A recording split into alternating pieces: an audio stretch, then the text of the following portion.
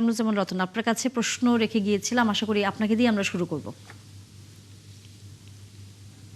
আমি তো আলোচনার শুরুতে আমাদের এনসিপির যে ভাই, ওনার যে বডি ল্যাঙ্গুয়েজটা এবং যে কথার স্পিডের সাথে আমি তো নিজেকে একটু মানানসই করে নিতে পারছি না। বিশেষ করে সাংবাদিক বন্ধু উনি নিজে বললেন উনি ইম্পার্শিয়ালি একটা জায়গা থেকে সাংবিধানিকভাবে একটা ব্যাখ্যা দিয়েছেন। তো আমি একটু বিনয়ের সহিত আমি বলতে চাই, আবার উনি আমাদের মাননীয় প্রধানমন্ত্রী ওনার কাছে ব্যাখ্যা চান। তো আপনি তো আমাকে একজন সংসদ সদস্য হিসাবে, আমি তো দলের সর্বোচ্চ নীতি নির্ধারক নই, তো আমাকে তো রেফারেন্স টেনেতে বলতে হবে জনাব সালাউদ্দিন আহমেদ যা বলেছেন তারিখ তো আমার মানে প্রতিচ্ছবি বা তার প্রতিধ্বনিটি তো আমাকে দিতে হবে। তো সেই ক্ষেত্রে আমি জানি না কতটুকু আমি আমার সহযোদ্ধা রাজপথের সাথী ওনাকে আমি কতটুকু সন্তুষ্ট করতে পারবো, কিন্তু আমি আমার জায়গা থেকে আমার বক্তব্য যেটা দেব সেটা আমাকে রেফারেন্স টানতে হবে জনাব সালাউদ্দিন আহমেদকে। তারপরে আমি বাকি কথাটা আমি সেটা আমার পরে বলবো। স্বরাষ্ট্রমন্ত্রী মহোদয় গতকাল পার্লামেন্টে যেটা বলেছেন, সংবিধানে এই ধরনের পরিষদের অস্তিত্ব না থাকায় প্রধানমন্ত্রী এই বিষয়ে রাষ্ট্রপতিকে পরামর্শ দিতে পারেন না, এই কথা উনি বলেছেন। ফলে রাষ্ট্রপতি অধিবেশন ডাকতে পারেন না, অন্ততপক্ষে আমরা যেটা নিয়ে আজকে আলোচনা করছি। তো সেই ক্ষেত্রে জুলাই সনদ বাস্তবায়ক উনি বলেছেন এটা কোনো আবেগের বিষয় নয়, সাংবিধানিক পথে চলতে হবে। রাষ্ট্র কোনো আবেগ দিয়ে চলে না, রাষ্ট্র চলে সংবিধান, আইন ও কানুন দিয়ে। সরকার ঐতিহাসিক জুলাই সনদ বাস্তবায়নে প্রতিশ্রুতিবদ্ধ, এই কথাটা আমাদের কিন্তু বারবার একটু স্মরণ করতে হবে। আপনারা বলে যাবেন তাহলে তো এই প্রথম জুলাই সনদে উনি বলেছেন। ফজলুল হক ভাই, আপনি তো এই যে আপনারা তখনই কিন্তু সাইনটা করেননি, আমরা প্রথম সাইন করেছি, জামাত ইসলাম পরবর্তীতে করেছে, তারও অনেক পরে আপনারা এনসিপি আপনারা করেছেন। আমরা সবকিছুর মধ্যে কিন্তু আমাদের একটা সমঝোতা, সম্মান, সবকিছুর আমলে নিয়ে এবং সবাইকে শ্রদ্ধাবোধ এবং আমরা কিন্তু সবাইকে একটা মূল্যায়ন করি, কিন্তু আমরা মনে করি সংসদের পার্লামেন্টে বা পার্লামেন্টে যদি দেখেন যে কখনো গণদাবি আপনাদের পূরণ হয় নাই। আপনি দেখেন এই হানা ভোটের যে রেফারেন্ডাম যারা দিয়েছে, এই রেফারেন্ডামের প্রতি আমাদের তারেক রহমান, আমি একজন সংসদ সদস্য যখন নির্বাচন করতে গেছি, মানুষকে কিন্তু আমরাও কিন্তু প্রতিশ্রুতি দিয়েছি, হা ভোটের পক্ষে কিন্তু আমরা ক্যাম্পেইনটা আমরা করেছি। তো সুতরাং সরকার ঐতিহাসিকভাবে জুলাই সনদ নিয়ে বাস্তবায়নের প্রতিশ্রুতিবদ্ধ, তা কোনো অবৈধ বা আরোপিত আদেশের মাধ্যমে নয়, বরং আমরা এটাকেই বলতে চাই, তবে যে কোনো অবৈধ বা আরোপিত আদর্শের মাধ্যমে যেখানে নয়, সংবিধান এবং আইনগতভাবে প্রক্রিয়ার আমরা যে মাধ্যম সেটার মাধ্যমে আমরা বাস্তবায়নটা করতে চাই। তো আপনারা যে কোনো রাজপথে আপনারা আন্দোলনে যাবেন, আপনারা তো আর যে কোনো অধিকারের প্রশ্নে জনগণ যদি আপনাদের সমর্থন করে সেটা আপনারা যেতে পারেন, আপনারা চিন্তা করতে পারেন। কিন্তু আমি বলি বিএনপি রাজপথে থেকেই কিন্তু সংগ্রামের মধ্যে দিয়ে কিন্তু এই পর্যন্ত তারা এসেছে এবং আমাদের অনেক ঘাত প্রতিঘাত, আপনারা রক্ত দিয়েছেন, সবাই মিলেই কিন্তু রক্তের স্নাত রক্তের উপর দিয়ে কিন্তু আমরা এই জায়গাটা এসেছি। তো আমার মনে হয় যে কোনো দাবির প্রশ্নে সংসদ আছে, সেইখানে যদি আমরা ফেল করি বা ওইখানে যদি আমাদের না মানার কোনো প্রভিশন বা না মানার ক্লজে যদি আমরা চলে যাই, সেটা তখন আপনারা হুঙ্কার দিয়ে আপনারা রাজপথে নামবেন কি নামবেন না সেটা আপনাদের ডিসিশন। আমরা তো ওইখানে আমরা এখনই কোনো কথা বলতে চাই না, বরঞ্চ ওই জায়গায় যদি আমরা বলি যে আপনারাও রাজপথের না আমরাও রাজপথের নামি, তাইলে এটা স্বৈরাচারী মনোভাব। আমাদের রাষ্ট্র শাসন ব্যবস্থা এখন পর্যন্ত 1 মাস আজকে হলো, এখনো যদি আমরা বিরোধী দল, এখানেও কিন্তু একটা ছায়া মন্ত্রিসভা, একটা দায়িত্বশীল, আপনাদেরও আমাদের যেরকম জনগণের কাছে জবাব দিতে থাকবে, বিরোধী দলের জায়গা থাকে কিন্তু আপনাদেরও কিন্তু জবাব দিতে একটা প্রশ্ন কিন্তু থেকেই যায়।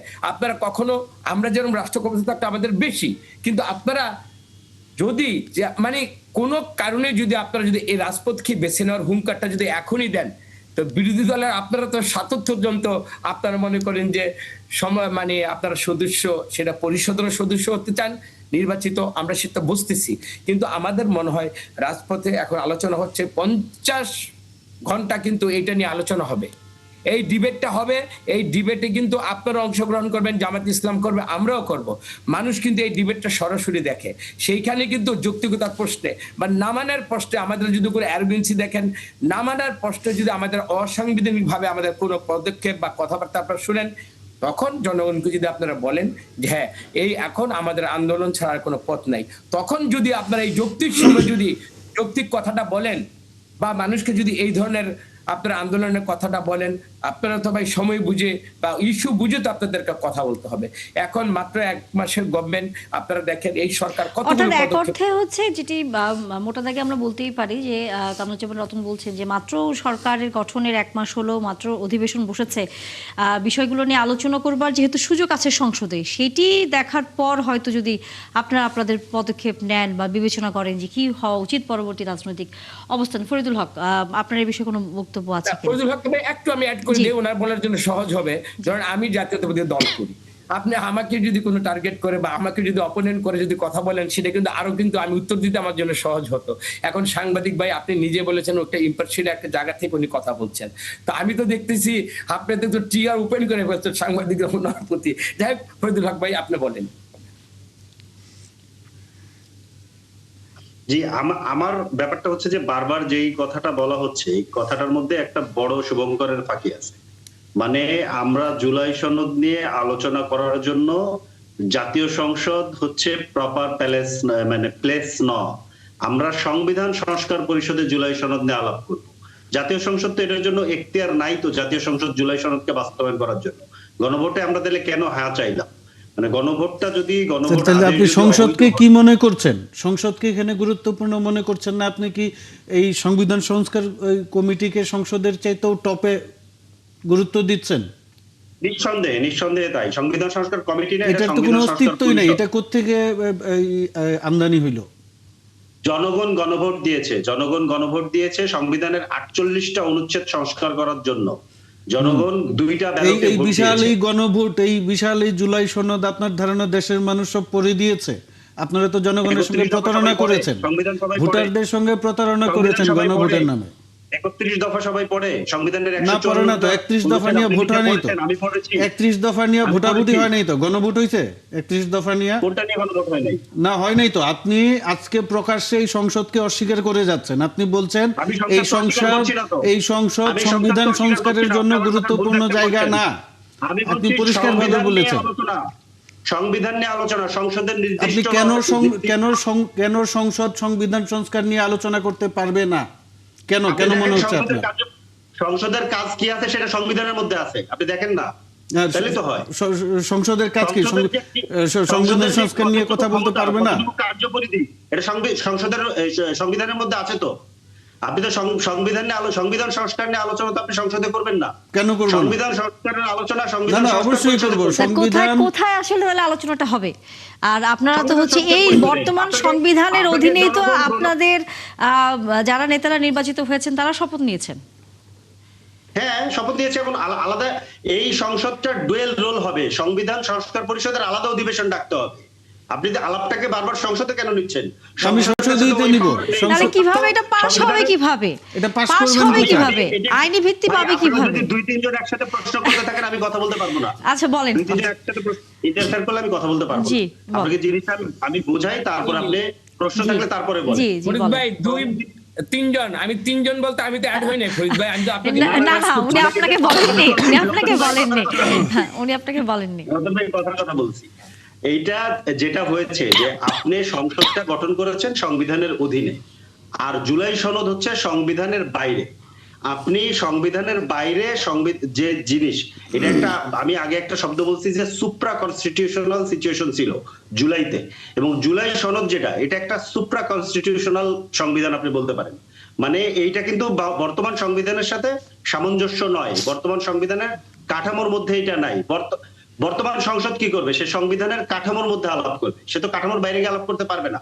কিন্তু জুলাই সনদে তো আমরা সংবিধানের কাঠামোকে ভেঙে চুরে মানে তছনছ করে দিয়েছি অন্তত 4-5টা জায়গায়, এবং 19টা, আমরা ওই সময় কিন্তু সকল দল একমত হয়েছি যে 19টা পয়েন্ট আছে যেগুলো হচ্ছে মৌলিক আপনি তো সংস্কারের সেটা উপর। ভেঙে চুরে দিয়ে আবার স্বাক্ষর করলেন না। আপনাদের মধ্যে তো দ্বিচারিতা স্পষ্ট। ভাই আমাকে একটু শেষ করতে দেন। যদি আপনি খোঁচা দেন তাহলে কথা শেষ করতে হবে না ভাই। একটু শোনেন, আমরা ছোট মানুষ, আমরাও তো কিছু জানতে পারি, তাই না? একটু শোনেন না, শুনলে অসুবিধা হবে না। জি জি বলেন। এখন আপনি এই জন্য যে আলাপটা হয়েছে যে আপনাকে একটা সংবিধান সংস্কার পরিষদ গঠন করতে হবে, যেইখানে আপনি জুলাই সনদের মানে জুলাই সনদ নিয়ে আপনি আলোচনা করে ওইটাকে আপনি সংবিধানে সন্নিবেশিত করবেন। এটা তো সংবিধানের বাইরের ব্যাপার। আপনি সংবিধানের ভেতরে থেকে তো সংবিধান সংস্কার করতে পারবেন না, এটা কোনো বন্দোবস্ত নাই। যেটা আছে সংশোধন, সংশোধনের ক্ষেত্রে যেটা হয়েছে, যখন যখন আপনি মৌলিক কাঠামোর উপরে সংবিধানের যে মৌলিক কাঠামো সেখানে আপনি হাত দিয়েছেন, সেগুলো বাতিল হয়ে গেছে। পঞ্চম সংশোধনী দেখেন, অষ্টম সংশোধনী দেখেন, আদালত বাতিল করে দেয়। দেখেন অষ্টম সংশোধনীর রেফারেন্সটা গুরুত্বপূর্ণ। অষ্টম সংশোধনীতে বলা হয়েছিল, কি করা হয়েছিল, যে ওই হাইকোর্টের বেঞ্চ বিভাগে নেওয়া হয়েছিল। এখন হাইকোর্টের বেঞ্চ বিভাগে নেওয়া হয়েছে, এটা মৌলিক কাঠামোর সাথে যায় না, এটাকে বাতিল করে দেওয়া হয়েছে। এই সকল আলোচনাগুলো তো আমরা এর আগে গত বছর খানেক ধরে করেছি। করে আমরা একটা ডুয়েল পাওয়ারের এই যে পার্লামেন্টকে আমরা একটা ডুয়েল পাওয়ার দিয়েছি, যে দুই ধরনের অধিবেশন হবে। একটা সংসদ যে হচ্ছে আইন তৈরি করবে সংবিধানের কাঠামোর মধ্য দিয়ে, আর সংবিধান সংস্কার পরিষদ যেটা করবে সে হচ্ছে সংবিধানের এই জুলাই সনদে যে যে বিষয়ে আমরা একমত দ্বিমত হয়েছি, সেখানে আরো কিছু যদি আমাদের আলাপ আলোচনা করা লাগে সেইগুলোকে নিয়ে সে কাজ করবে। সেটা শুধুমাত্র সংবিধান নিয়ে কাজ করবে। পৃথিবীর কোন সংবিধানে সংবিধান পরিবর্তন কিংবা সংবিধান সংস্কারের বিধান সংবিধানের মধ্যে থাকে না। এবং সংবিধান যদি বলবৎ থাকে, সংবিধান বলবৎ থাকলে তো গণ অভ্যুত্থান হয় না, কিংবা গণ অভ্যুত্থান সংবিধানকে চ্যালেঞ্জ করেই হয়। এটা একটা খুবই বেসিক জায়গা। এখন এইটা ধরেন, এটাকে নিয়ে যদি আপনি ধরেন কুতর্ক কুযুক্তি দিতে থাকেন, তাহলে আমি কি বলবো বলেন? অবৈধ আদেশ বলছেন সালাউদ্দিন ভাই, খুবই দুঃখজনক। উনি গণভোটের পক্ষে ধরেন এখানে মার্কেটিং করেছেন, সবচেয়ে ভালো যুক্তি উনি ঐক্যমত কমিশনে এবং বিভিন্ন প্রেস কনফারেন্সে, বিভিন্ন ওনাদের মিটিং এ উনি বলেছেন। এবং ওনার দলের প্রধান অন্তত 2 বার গণভোটের পক্ষে হা চেয়েছেন। তাহলে কি উনি একটা অবৈধ আদেশের পক্ষে হা চাইলেন? এই প্রশ্ন কি তখন আসে না? তাহলে গণভোটের যে গণরায়, এই গণরায় থেকে আরো বড় কিছু কি লাগবে সংবিধান পরিবর্তন করতে? কি লাগবে তাহলে? সংবিধানের যে জায়গাটা, এইটা হচ্ছে আমাদের মেজর কোশ্চেন। এই মেজর কোশ্চেনে এখানের মধ্যে একটু মানে আমি যতটুকু হয়তো তথ্য যতটুকু পাচ্ছি বা আমার সহকর্মীরা বলছেন যে বিএনপি তো গণভোটের বিপক্ষে অবস্থান করেনি। বিএনপি কিন্তু বলছে যে আপনারা যেই গণভোটের সংস্কার পরিষদের যেই সদস্য হিসেবে শপথ নিয়েছেন, সেটি যেহেতু সংবিধানে অন্তর্ভুক্ত নেই, সেটি নিয়ে তিনি বলেছেন। তিনি কিন্তু গণভোটকে বলেননি যে সেটা অবৈধ। না না, বলতেছে আদেশ অবৈধ। আদেশ যদি অবৈধ হয় তাহলে না, মনে হয় এখানে একটু বোধহয় কোনটা অবৈধ তাহলে? কোনটা অবৈধ আপনি বলেন? কোনটাকে অবৈধ বলেন? ভাই একটু বলি, জি সঞ্চালক যিনি বলে ওইটা কিন্তু পয়েন্ট, মূল পয়েন্ট এটি জান আপনি। উনি যেটা বলেছেন যে গণভোটকে কিন্তু সালাউদ্দিন ভাই কখনো এটা অবৈধ বলেনি। বলেছে যে আমাদের যে সংস্কারটা, এই সংস্কারটা সাংবিধানিক ভাবে এই পার্লামেন্টে কিভাবে হবে এইটা নিয়ে কিন্তু প্রশ্ন করছে। গণভোটকে কখনো অবৈধ কখনোই বলেননি। আপনার গণভোটের আদেশকে অবৈধ বলেছে রতন ভাই। আমি স্পষ্টভাবে ওনার বক্তব্য গতকালকে শুনেছি। আমি ওনার সাথে আমি একমত। তাহলে অবৈধ কোনটা, এটা একটু আমাকে পরিষ্কার করেন, কোনটা অবৈধ? অবৈধ বলতে যেটা বলেছেন, উনি গতকালের লাস্ট যে পার্লামেন্টে যে বক্তব্যটা দিলেন, আপনি সেই বক্তব্যটা আপনি দেখেন, উনি সেটা কি বলেছেন অক্ষর অক্ষরে, যেটা আমাদের 30টা সনদের ব্যাপারে, যেটা পার্লামেন্টের সামনে সাউথ প্লেজে যেটা হয়েছে, ওখানে বলেছে আমরা যেটা সাইন করেছি ওইটা অক্ষর অক্ষরে পালন করা হবে। তাহলে এটা যদি পালিত হয়, তাহলে সালাউদ্দিন ভাইকে আপনি এত নেগেটিভ সেন্সে এখনই এইভাবে কেন নিচ্ছেন? উনি গতকাল পার্লামেন্টের পরে সংসদ সদস্য, বিরোধী দলরা সবাই বসা ছিল। এই ধরনের অবৈধ আদেশ বললে আপনি নিশ্চয়ই পার্লামেন্টের মধ্যে আমরা ছিলাম, নিশ্চয়ই এই বিরোধী দল ওইখানে যারা ছিলেন তারা বিজ্ঞ ছিল, নিশ্চয়ই এতটুকু ওনারা বুঝতে পারতেন এবং বুঝে সংসদে ওয়াকআউট করে যে প্রভিশনটা, সেটাও কিন্তু সুযোগটা নিতে পারতেন। যেহেতু এই ধরনের কথা আমি আবারও বলছি উনি বলেননি, এবং এই ধরনের কথাটাকে, পার্লামেন্টের কথাটাকে, আর আমি এটা কিন্তু একটা বিনীতভাবে আপনাকে বলছি, এই সার্বভৌম পার্লামেন্টের জন্য আপনারা সবাই আমরা রক্ত দিলাম। আর আপনার কথাগুলো একটু ইন্টারপ্রেটার লম্বা হয়ে যাচ্ছে। আপনারা যেটা করেছেন, তাহলে 5ই জুলাই 2024 পরে আপনাদের বিপ্লবী সরকার গঠন করাটা খুব জরুরি ছিল। তাহলে আপনারা আজকে যা বলছেন ওইটা বিপ্লবী সরকারের কাছে, ওই সরকারের কাছে সবকিছু লেজিটিমেসি আপনারা করে নিতে পারতেন। বাট এখন সার্বভৌম পার্লামেন্ট হওয়ার পরে যেটা আপনারা বলছেন, এটাকে অনেকটা আমি মনে করি আইনগত সিদ্ধ না। আমার মনে হয় আমরা একটু আইনের মধ্যেও থাকি, তারপর আলোচনার মধ্যে পার্লামেন্ট যারা আছে সব হৃদ্যতাপূর্ণভাবে আলোচনা হচ্ছে। এইখানে যদি পার্লামেন্টের মধ্যে যদি আমরা ফেল করি, তখন রাজপথের গরম কে করবে বা কে গরম, মানে ওইটা একটু পরে আসি ভাইয়া। এত রক্তক্ষয়ের পরে এখনো যদি মানুষ কিন্তু বাংলাদেশে এত রাজপথকে আর প্রকম্পিত দেখতে চায় না, দেশটা এগিয়ে নিতে চায়, অর্থনৈতিক অবস্থা ক্ষণভঙ্গুর, বৈশ্বিকভাবে পৃথিবীতে এখন দেখেন আমাদের অনেক সমস্যা, এর মধ্যে দেশকে রান করানো অনেক টাফ। আপনার তো ক্ষমতা যাওয়ার জন্য তো আপনারা ইনশাল্লাহ আসেন, কোনো অসুবিধা নাই তো, বাট দেশকে চালাতে হলে এই যে তারেক রহমান যে ভিশনারি মানুষ, আজকে বন্ধের দিনও যেভাবে উনি কাজ করেন, এটাকে আমরা একটু কগনিজেন্সে নেই, এটাকে আমলে নেই, ওনাকে সাধুবাদ দিয়ে পার্লামেন্টের ভিতরে বাইরে সবাইকে আমরা সহানুভূতিশীল শ্রদ্ধাবোধের জায়গা থেকে একটা সহমর্মিতা দিয়ে আমরা দেশটাকে এগিয়ে নিয়ে যাই। রতন ভাই, আমার কথায় যদি আপনার কোথাও অসহানুভূতি এবং অশ্রদ্ধা প্রকাশ পেয়ে থাকে, তাহলে এটা আপনি আমার বডি ল্যাঙ্গুয়েজ এবং কথা বলার ধরন হিসেবে মানে ধরে নিয়ে এটাকে ক্ষমা করে দিন। আমি কিন্তু ওই জায়গাটাকে বলছি না। আমি একটা জিনিস আপনাকে অনুরোধ করবো, আপনি আমার বয়সে বড়, রাজনৈতিক অভিজ্ঞতা বেশি। আমি জাস্ট এই যে কথাটা বারবার আপনি পার্লামেন্টে আছেন, এখন আপনারা হচ্ছে সর্বোচ্চ ধরেন মানে কি বলে আইন প্রণেতার, আইনের সর্বোচ্চ ব্যাখ্যাকারী এখন আপনারা। কিন্তু আমি আপনাকে অনুরোধ করে বলবো, সংসদ সার্বভৌমত্বের নামে যে আইডিয়ার কথা বলা হয়, এই আইডিয়া বাংলাদেশে প্রেক্ষাপটে কোনোভাবেই খাটে না।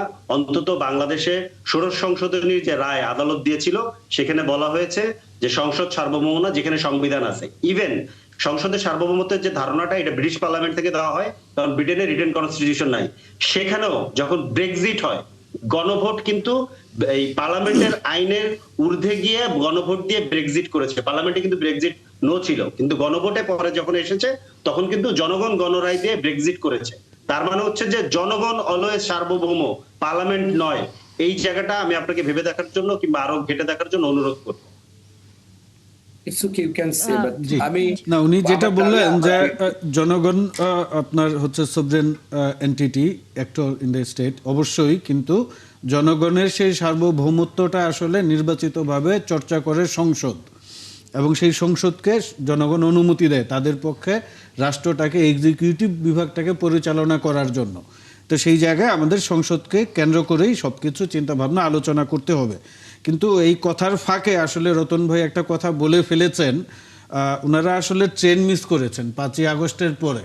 ওনারা বিপ্লবী সরকার গঠন করতে পারতেন, এবং উনি যে সুপ্রা কনস্টিটিউশনাল পরিস্থিতির কথা ব্যাখ্যা করছেন, বোঝাচ্ছেন, পিপল এজেন্সির কথা বোঝাচ্ছেন, এগুলা ওনারা কিন্তু আমাদের এই অন্তর্বর্তী সরকারের হাতে তুলে দিয়ে এখন ওনারা মাথার চুল ছিঁড়ছেন যে কি হয়ে গেল, আমাদের তো এই করা গেল না, ওই করা গেল না, সংবিধানের এই পরিবর্তন করা গেল না। আসলে আপনি এখন একটা সাংবিধানিক কাঠামোর ভিতর নির্বাচিত সরকারের কাছ থেকে বৈপ্লবিক আচরণ আশা করতে পারেন না। আপনারা যদি এত এজেন্সি বা আপনাদের এত জনসমর্থন বা এত সক্ষমতা থাকলে আমি মনে করি 5ই আগস্টের পর আপনাদের আসলে বিপ্লবী সরকার গঠন করে ফেলা উচিত ছিল। এখন সময়, রাজনীতিতে সময় খুব গুরুত্বপূর্ণ। সময়, আমরা জিয়াউর রহমানের কথা বলি কেন, শহীদ রাষ্ট্রপতি জিয়াউর রহমানের কথা বলি, উনি 25 মার্চ সময়টাকে ধরতে পেরেছিলেন। উনি যে বেতারে যে ভাষণ দিলেন বা ঘোষণা দিলেন, বা 7ই নভেম্বর উনি যে দায়িত্বটা পালন করলেন, আমি বিস্তর লেখালেখি করেছি, সেই সময়টাকে উনি ধরতে পেরেছিলেন, যেই কারণে তিনি রাজনীতিতে অন্যদের চাইতে এগিয়ে, এই জন্য উনি এত জনপ্রিয়। আপনারা সেই সময়টাকে ধরতে পারেন নাই। এখন এগুলা নিয়ে বিস্তর তর্ক কুতর্ক আলোচনার সময় নষ্ট হবে। আমি মনে করি এগুলা নিয়ে আর সামনে আগানো যাবে না। আর আমি বলবো যে আপনারা কনস্ট্রাকটিভ পলিটিক্স করেন, নিজেদের রাজনীতি গঠন করেন, জাতীয় পার্টি হয়েন না। দেখেন বাংলাদেশে আওয়ামী লীগ নাই, জাতীয় পার্টি নাই, এনসিপি নতুন দল, আপনাদের প্রতি জনগণের ভালোবাসা, শ্রদ্ধা, সম্মান সব কিছু আছে। নিজেদের পলিটিক্সটা গঠন করেন। যদি জামাতের বি টিম হিসাবে কাজ করেন, জামাতের এই জাতীয় পার্টির মতো, এক সময় দেখবেন যে রাজনীতিতে আপনারা দুর্বল হয়ে যাবেন। এটাই আমার কথাবার্তা আমি মনে করি। আর আমি মনে করি যে রতন ভাই যেটা বললো সেটা নিয়ে আমাদের সবারই আসলে আমাদের অপেক্ষা করা উচিত। সরকার কতটুকু সংস্কার করে, সরকার কেবল দায়িত্ব নিয়েছে 5 মাস যাক, 6 মাস যাক, আমরা 180 দিনের একটা টাইম ফ্রেমের কথা শুনি, আরও সময় যাক। সরকার, বিএনপি সবার আগে জুলাই সনদে স্বাক্ষর করেছে, এনসিপি স্বাক্ষর করে নাই। এনসিপি যে এখন এত কথাবার্তা বলে জুলাই সনদ নিয়ে, তারা তো শেষ মুহূর্তে এসে স্বাক্ষর করেছে। তো কি এমন পরিবর্তন হয়ে গেল যে তারা স্বাক্ষর করলো, তাদের কথা সেখানে যুক্ত করা হয়েছে? যেই জুলাই সনদ বিএনপি স্বাক্ষর করেছে সেটাতেই তো তারা স্বাক্ষর করেছে, নতুন ধারা বা কোনো পরিবর্তন তো যুক্ত হয়েছে বলে আমি জানি না। তো সেই জায়গায় আমি মনে করি যে এই এখনই আন্দোলনের হুমকি ধুমকি এই ধরনের কথাবার্তা না বলে বিএনপিকে সময় দেওয়া উচিত। বিএনপি যদি তার কথা অনুযায়ী যদি গণভোটের যে জনরায় আছে বা আপনার এই জুলাই সনদে যেসব শর্তাবলী আছে সেগুলো যদি বাস্তবায়ন না করে, তখন আমরা পার্লামেন্টে কথা বলতে পারবো, পার্লামেন্টের বাইরেও কথা বলতে পারবো। আমি মনে করি আসলে ধৈর্য ধরা উচিত। আওয়ামী লীগের মতো ওই নির্বাচিত সরকারকে একদিনও শান্তিতে থাকতে দিব না, ওই ধরনের দর্শন থেকে আমি মনে করি সবার বেরিয়ে আসা উচিত।